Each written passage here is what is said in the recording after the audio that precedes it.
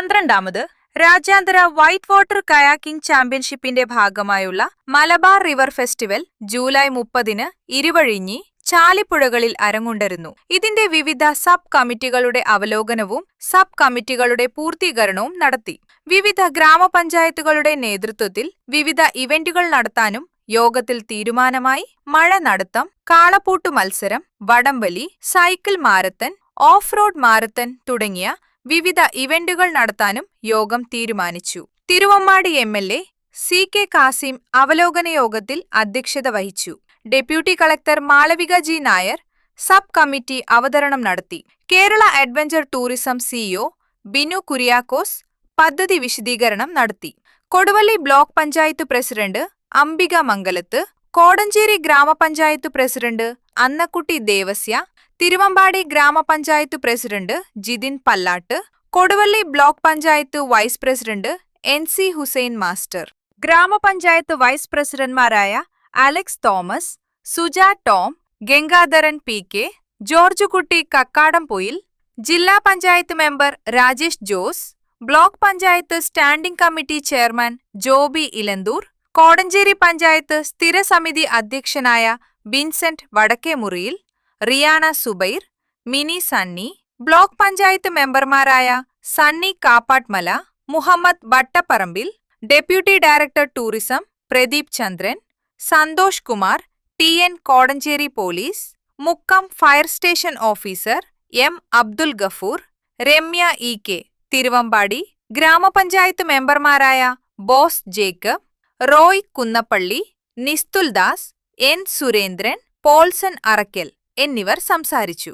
മലബാറിന്റെ സാഹസിക ടൂറിസം മേഖലയ്ക്ക് ചരിത്ര നേട്ടം. വരാനിരിക്കുന്ന ഏഷ്യൻ ഗെയിംസിന് മുന്നോടിയായുള്ള ഇന്ത്യൻ നാഷണൽസിന്റെ റാങ്കിംഗ് സിസ്റ്റവും ഔദ്യോഗിക കോച്ചിംഗ് ക്യാമ്പും ഇത്തവണ കോടഞ്ചേരി പുലിക്കയത്ത് വെച്ച് നടക്കുകയായി. ജൂലൈ 30 മുതൽ ഓഗസ്റ്റ് 2 വരെ നടക്കുന്ന 12ാം എഡിഷൻ അന്താരാഷ്ട്ര വൈറ്റ് വാട്ടർ കയാക്കിംഗ് ഫെസ്റ്റിവലിനോടനുബന്ധിച്ചാണ് രാജ്യത്തെ മികച്ച താരങ്ങൾ പങ്കെടുക്കുന്ന ഈ ദേശീയ ക്യാമ്പ് അരങ്ങേറുന്നത്. ഇത്തവണത്തെ വിപുലമായ സംഘാടനത്തിലൂടെ കോടഞ്ചേരി ലോകത്തിന്റെ കായിക ടൂറിസം ഭൂപടത്തിൽ കൃത്യമായി അടയാളപ്പെടുത്തുമെന്നും സി.കെ. കാസിം എം.എൽ.എ. പറഞ്ഞു. ഫസ്റ്റ് ഒരു ഇന്റർനാഷണൽ ടൂറിസം തലത്തിലേക്ക് ഉയർത്താൻ കഴിയുന്ന രൂപത്തിലേക്കുള്ള ഡെസ്റ്റിനേഷൻ ആക്കി മാറ്റണം. അതിനുവേണ്ടി തയ്യാറാക്കുന്ന രൂപത്തിലുള്ള ചില പദ്ധതികളും പരിപാടികളും ഈ ഫെസ്റ്റോടനുബന്ധിച്ച് ഉണ്ടാകണമെന്നുള്ള കൂടിയാലോചനയിൽ ഒരു തീരുമാനം വന്നിട്ടുണ്ട്. അതിനുവേണ്ടി ഗവൺമെന്റിന്റെ അനുവദിക്കുന്ന വിഭവത്തിനപ്പുറം ചില സ്പോൺസർമാരെയൊക്കെ കണ്ടെത്തി ഈ ഫെസ്റ്റ് ഒരു അന്താരാഷ്ട്ര ടൂറിസം ഭൂപടത്തിൽ അടയാളപ്പെടുത്തുന്നതിന് വേണ്ടിയുള്ള ചില പരിപാടികളും പദ്ധതികളും നമ്മൾ ആസൂത്രണം ചെയ്ത് കഴിഞ്ഞു. അപ്പോൾ ആ പരിപാടികൾ അത് നടത്തുന്നതിന് വേണ്ടിയിട്ടുള്ള സബ് കമ്മിറ്റികൾ 14 ഉണ്ട്. ആ 14 സബ് കമ്മിറ്റിയും രൂപീകരിക്കപ്പെട്ടു. അതിനുവേണ്ടിയുള്ള തുടർ പ്രവർത്തനങ്ങൾക്ക് സബ് കമ്മിറ്റികളോടൊക്കെ യോഗം ചേർന്ന് പദ്ധതികളും കർമ്മപരിപാടികളുമായി മുന്നോട്ട് പോകാൻ വേണ്ടി പറഞ്ഞിട്ടുണ്ട്. അതോടൊപ്പം തന്നെ ഇതിന്റെ പ്രവർത്തനത്തിന് മുന്നോടിയായിട്ട് ഈ ഫെസ്റ്റ് മുന്നോടിയായിട്ട് നടത്തേണ്ട പ്രീ ഇവന്റുകൾ അത് തദ്ദേശ സ്വയംഭരണ സ്ഥാപനങ്ങൾ നടത്തണം. അവര് 4-5 തദ്ദേശ സ്വയംഭരണ സ്ഥാപനങ്ങൾ അതിനുവേണ്ടിയുള്ള താല്പര്യം അറിയിച്ചിട്ടുണ്ട്. അവർ നടത്തുന്ന പ്രീ ഇവന്റുകളെ കുറിച്ച് അവർ യോഗത്തിൽ പറഞ്ഞിട്ടുണ്ട്, രേഖ പോലും തന്നിട്ടുണ്ട്. മറ്റു പല തദ്ദേശ സ്വയംഭരണ സ്ഥാപനങ്ങളും അടുത്ത ദിവസങ്ങളിൽ യോഗം ചേർന്ന് തീരുമാനമെടുത്ത് 2 ദിവസം കൊണ്ട് ആ കമ്മിറ്റിയെ അറിയിക്കും.